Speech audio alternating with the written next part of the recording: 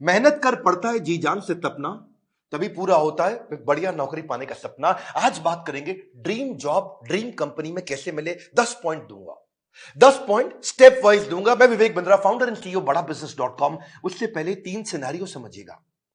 पहला सिनेरियो, जो काम करने में आपको बहुत मजा आता है और आपको अच्छे से करना भी आता है, लेकिन अगर उसके पैसे अच्छे नहीं मिले आपको तो आप जिंदगी भर गरीब रह जाएंगे।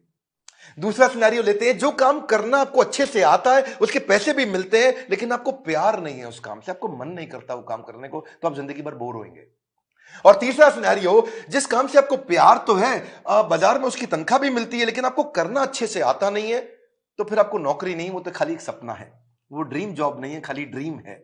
सो बात समझते हैं कि 10 पॉइंट क्या किया जाए, एक अच्छे से आपको जॉब कैसे मिले।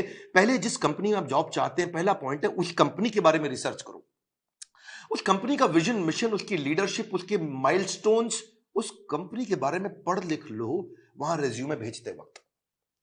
Naukri.com पे बहुत सारी अपॉर्चुनिटीज आपको मिलेंगी, लेकिन पहले कंपनी की वेबसाइट, इंटरव्यू में जाने से पहले उसके सोशल मीडिया, उसका एंगेजमेंट, mouthshut.com, glassdoor.com, उसका लिंक्डइन, उसके सारे गूगल पे सब चीजें, जितना ज्यादा आप इंटरेस्टेड होंगे उतना आपका कैंडिडेचर इंटरेस्टिंग हो जाएगा।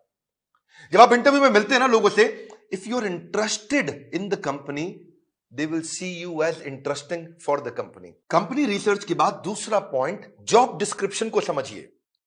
जॉब डिस्क्रिप्शन की डिटेल मांगिए।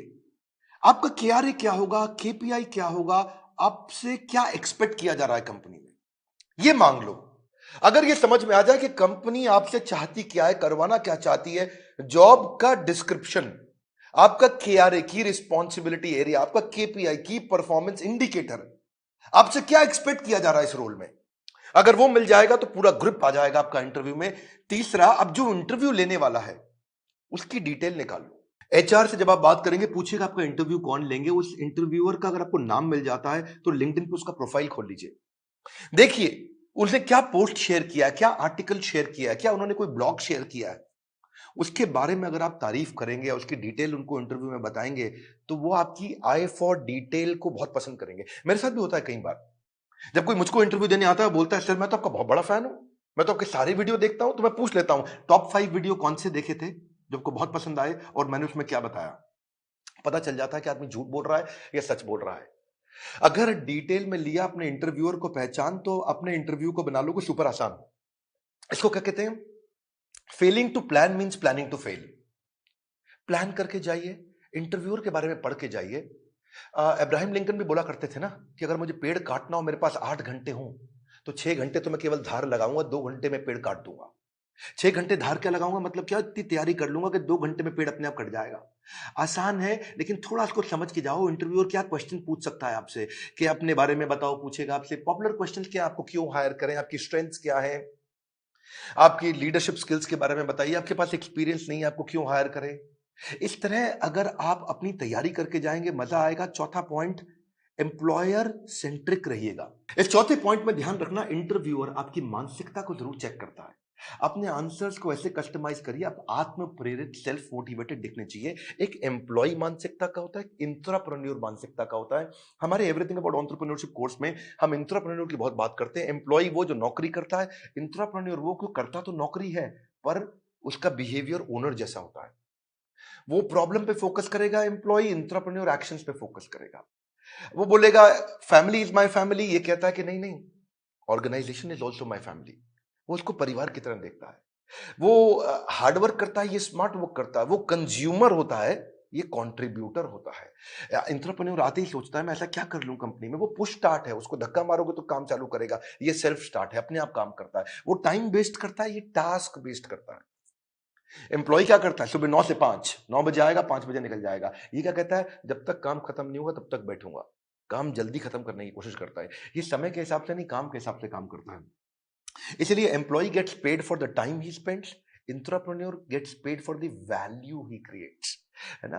तो ये इसको क्या चाहिए, sick leave, casual leave, earn leave, वो leave he doesn't want to leave.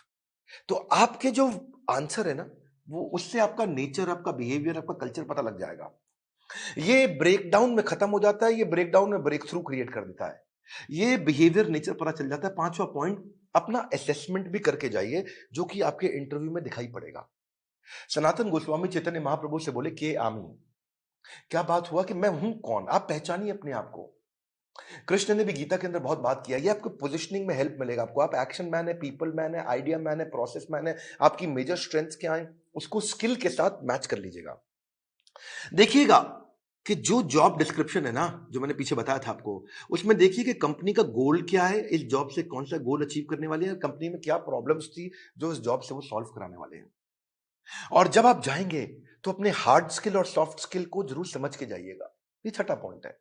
Hard skill कौन से होते हैं? ये वो स्किल होते हैं जो बेसिकली आप क्वांटिफाई कर सकते हैं, जैसे कि फॉरेन लैंग्वेज हो गया, डिग्री हो गया, सर्टिफिकेट हो गया, मशीन ऑपरेशन हो गया, आपका किसी प्रकार का कोई भी data mining, accounting, programming, software testing, ये सब हार्ड स्किल होते हैं। जिसमें कला आती है। जैसे फाइनेंस के अंदर बजटिंग, बिजनेस प्लानिंग होता है या प्रोडक्ट डेवलपमेंट होता है। लेकिन सॉफ्ट स्किल कौन से? बातचीत कैसे करते हो, आपका टीम वर्क कैसा है, आप डिसीजन ले पाते हो नहीं, लीडरशिप है कि नहीं, मोटिवेटेड रहते हो कि नहीं, सुनते हो ध्यान से कि नहीं, पीपल स्किल है कि नहीं, इंटरपर्सनल फ्लेक्सिबिलिटी, टाइम मैनेजमेंट, ये सारे सॉफ्ट स्किल है। उस तरफ हार्ड स्किल है। तो पहले से ही चेक करके जाइए, क्योंकि आपका see he who speaks without attentive ear is mute. क्या मतलब हुआ? जो बिना सुने बोलता रहता है, बोलता रहता है, जो बिना सुने बोलता रहता है, वो सबसे बड़ा गूंगा होता है। उसके बोलने का कोई फायदा नहीं है। इसलिए आपकी कम्युनिकेशन में सुनिए ध्यान से कि वो क्या डिमांड है आपसे। इफेक्टिव कम्युनिकेशन में 20% is only what you know, 80% is how do you feel about what you know. कैसे आप उसे कम्युनिकेट करते हैं। सीधे बैठिए, हमेशा स्माइल मेंटेन करिए। ऐसा करके आराम से रिलैक्स होकर के बैठने वाला तो जमेगा नहीं ना। कॉन्फिडेंट और इंफॉर्मेटिव लगते हैं जब आप अच्छा कम्युनिकेशन और सॉफ्ट स्किल मैनेज कर पाते हैं। सातवां है, अब मौका ढूंढिए कि आप भी कोई ऐसा क्वेश्चन करें जिस क्वेश्चन से इंटरव्यूअर को लगे यार ये आदमी बुद्धिमान है। एक बात बताऊं आपको कि knowledge is having the right answer, but intelligence is asking the right question. ज्ञानी व्यक्ति के पास उत्तर होता है, पर बुद्धिमान व्यक्ति के पास प्रश्न होता है। अगर आपने कोई ऐसा प्रश्न किया जिस प्रश्न से वो बहुत इंप्रेस हो सकता है, जैसे आप उनसे पूछिए इस बारे में, इस रोल से आप कौन सी प्रॉब्लम सॉल्व करना चाह रहे हैं, इस रोल के माध्यम से आप कौन सा गोल अचीव करना चाह रहे हैं, इस रोल से आप मेरी परफॉर्मेंस को कैसे इवैल्यूएट करेंगे। कितना पावरफुल आप प्रश्न पूछते हैं, यह भी सामने वाले को इन्फ्लुएंस करता है। आठवां, सैलरी नेगोशिएशन की बात आए तो बहुत जोर मत डालिएगा। अनरियलिस्टिक सैलरी हाइक से सामने वाला समझ जाता है ये केवल पैसे के लिए नौकरी करने आया है, ये वैल्यू नहीं क्रिएट कर पाएगा। इसलिए वैल्यू क्रिएशन पे फोकस करिए, वैल्यूएबल अपने आप आएगा। मैं इसमें आपको हमारे जो दूसरे डायरेक्टर हैं संजय कथोरिया जी, इनका आपको 2015-16 का एक्सपीरियंस शेयर करता हूं। एक बार ये श्रीलंका में एक कंपनी के चेयरमैन के पास इंटरव्यू देने गए और कंपनी के चेयरमैन ने एक ही बात पे इनकी मर्जी की सैलरी दे दी। और वो क्या बात थी? जब उन्होंने पूछा क्या सैलरी लोगे, तो ये कहते हैं I believe in creating value and then sharing value. क्या मतलब हुआ इसका?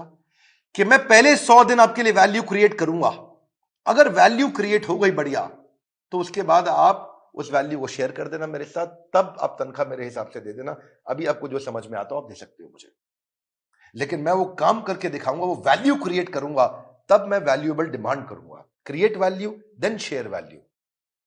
ये बात सामने वाला इतना इंप्रेस हुआ, बोला कोई बात नहीं, 100 दिन की बात की है, आज ही बता दो क्या तनख्वाह लोगे। जब आप वैल्यू क्रिएट करने पे फोकस करते हो, पहले कहते हो मैं वैल्यू क्रिएट करूंगा, बाद में अपना शेयर लूंगा, इससे सामने वाले को आप पे बहुत कॉन्फिडेंस आ जाता है। सैलरी नेगोशिएशन पे बहुत फोकस मत करिए, मेन मुद्दा समझिए, वैल्यू क्रिएशन पे फोकस करिए। सैलरी नेगोशिएशन अपने आप हो जाएगी जब वैल्यू क्रिएशन का सामने कॉन्फिडेंस आ जाएगा कि आप करके क्या दिखा सकते हैं जॉब में। 9वां पॉइंट, अपने रेज्यूमे पे ध्यान दीजिएगा। ये हालांकि मैं थोड़ा पहले भी बता सकता था 9वां पॉइंट, पर ध्यान रखिए अपने लाइवली और एक्शन ओरिएंटेड वर्ड लिखिए। रेज्यूमे लंबा मत बनाइए, 6 पेज 8 पेज 10 पेज का, क्योंकि जो रिक्रूटर होता है या जो इंटरव्यूअर होता है वो उसके पास ज्यादा समय नहीं है देखने के लिए। बुलेट पॉइंट्स में लिखिए ताकि मैक्सिमम चीजें कैप्चर हो जाएं कम समय में। सीक्वेंस के अपना एक्सपीरियंस लिखिए, और अगर एक्सपीरियंस ज्यादा नहीं है तो कोई बात नहीं, आपने आज तक जो भी कहीं पे थोड़ा बहुत इंटर्नशिप भी किया तो वो भी डालिए।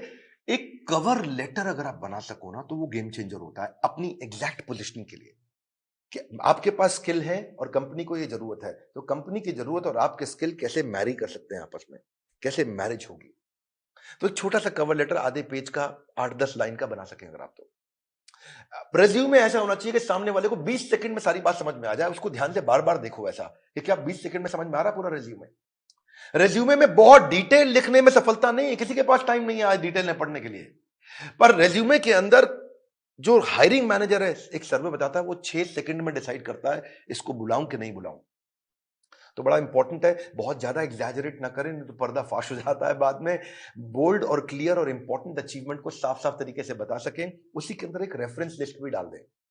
जो आपकी integrity, work, decision making, punctuality, flexibility के बारे में कोई रेफरेंस पुरानी कंपनी के या कोई बड़े लोग ऐसे हैं जो आपके बारे में कहने को तैयार हो, तो नीचे लिख भी दीजिए कि ये आपको आपके बारे में ये रेफरेंस, मतलब किसी और व्यक्ति, कोई और व्यक्ति भी आपकी तारीफ करने को तैयार है तो उसका नाम, उसकी डेजिग्नेशन, उसका फोन नंबर लिख दीजिए। इससे भी कॉन्फिडेंस आता है।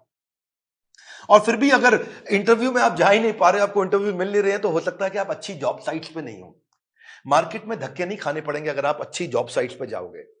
इसमें आपको फ्री ऑफ कॉस्ट बहुत सारी अपॉर्चुनिटी मिल जाती है, ऑटो नोटिफिकेशंस मिल जाते हैं, अपने आप नोटिफिकेशन आते रहते हैं, एम्प्लॉयर खुद ही आपके पास आ जाता है अगर आप अच्छी जॉब साइट्स पे जाते हो। इसमें प्रीमियम सर्विसेज भी होती हैं। बड़ी पॉपुलर जॉब साइट्स में shine.com, naukri.com, Times Ascent, Times job और मॉन्स्टर है। लेकिन अगर आप नए हैं तो freshers world, fresherslive.com, Internshala internship पे काम कराती है, या freelancer.com, indeed.com। अगर आप नए हैं तो इन पे जाइए। बेरोजगार खेल रहे हैं स्मार्टफोन पर ताश, ये वीडियो उनको शेयर करें, दिशा मिल सकती है बड़ी खास। मैं एक बात और बताऊंगा, हमारे प्रॉब्लम सॉल्विंग कोर्स के अंदर हमने पूरा का पूरा कोर्स इसके ऊपर बना रखा है, और एवरीथिंग अबाउट एंटरप्रेन्योरशिप को भी अब 2 हिस्से में डिवाइड कर दिया है। अगर आप नए हैं, इंट्राप्रेन्योर बनना चाहते हैं, या आगे चल के स्टार्टअप शुरू करना चाहते हैं, तो एवरीथिंग अबाउट एंटरप्रेन्योरशिप का एक हिस्सा आपको काम आएगा। और दूसरा जो बिजनेस कर रहे हैं उनके लिए तो है ही है। मैं फिर से आपको रिक्वेस्ट करूंगा कि बेरोजगार खेल रहे हैं स्मार्टफोन पर लूडो और ताश, हाँ, वीडियो शेयर करो उनको, दिशा मिल सकती है बड़ी खास। ताश से बात नहीं बनेगी, इस खास दिशा से बात बनेगी। अगर आप नए आए, सब्सक्राइब जरूर करिएगा, लाइक करके उत्साह बढ़ाइए, बोर्ड लाइन नंबर पे फोन करिए, चेक करिए कि कैसे एवरीथिंग अबाउट एंटरप्रेन्योरशिप जिंदगी भर के लिए आपको एक बड़ी दिशा दे सकता है, आपको एक इंट्राप्रेन्योर बना सकता है। किसी को नौकरी मिले ना मिले, इंट्राप्रेन्योर की बहुत कमी है, उसको नौकरी जरूर मिलती है। हमारे साथ जुड़े रहने के लिए, दुनिया का नंबर 1 एंटरप्रेन्योरशिप यूट्यूब चैनल बनाने के लिए, वीडियो को लाइक करके उत्साह बढ़ाने के लिए आप सबको हृदय की गहराइयों से प्रेम पूर्वक बहुत बहुत धन्यवाद।